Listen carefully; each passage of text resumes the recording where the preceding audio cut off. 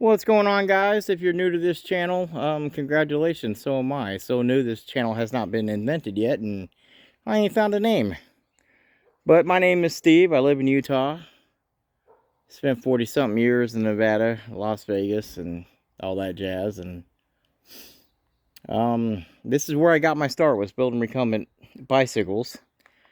I probably built more recumbent motorcycles than probably any single person in the U.S. that doesn't own a factory probably has.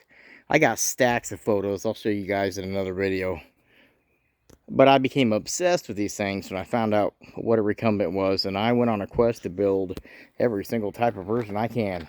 And I mean long wheelbase, short wheelbase, under the seat steering, above seat steering, front wheel flex chain, front wheel moving bottom bracket, 20s, 26s, 24s, and motorized recumbents. That's a whole different thing. For the last 10 years, I've been building recumbent motorcycles and trikes. I have another YouTube channel called Custom Bikes and Trikes. You can't miss it. You will see the little green recumbent motorcycle icon, and you guys can go over there and check that out if you get bored. I'm going to take a break from building recumbent motorcycles and go back to my roots. So currently this is a long wheelbase made out of 1-inch square tubing. The thickness on this is going to be 0.65. I have built with round tubing. I just prefer not to, because I don't like notching and trying to bend anything. It's just the square, you know what, square tubing works. And if you guys go over to my other channel and look at all my motorcycles, you will see that I also build those out of square tubing.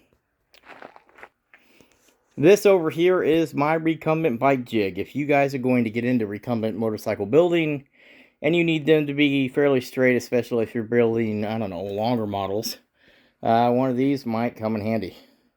So, 1.5-inch square tube, some Harbor Freight, little wheels on her so you can push it around or lock it down. Basically, just an axle welded that can be slid along and clamped down. And if you go to this end, another axle that's permanently in there.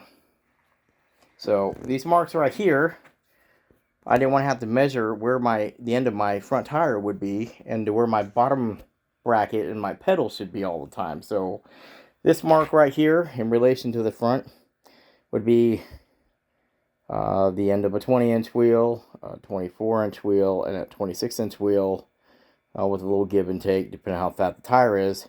But that tells me that my pedal can't be anywhere near this point here, because I don't want any heel-toe pedal overlap. I don't know, whatever you recumbent guys call it. But anyway, this one here will be a remote steered. It'll have a control rod. I'm kind of missing all the other framework that I want to put in there, but I am working on it. This will probably be part 1 or so. And these seats over here are made for my recumbent motorcycles, and I have a bike over here.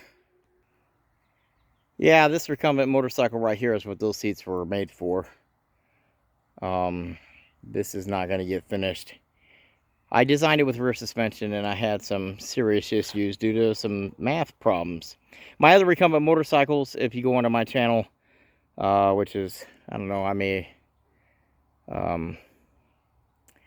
can't remember if I told you guys or not, but anyway, it's Custom Bikes and Trikes, and you guys can check that out and, I don't know, be entertained if nothing else. I do have full daily drivers. I've built a few for friends that are also daily drivers, so they work. My next video is going to be on this. This is a Eco Delta SX Sunseeker.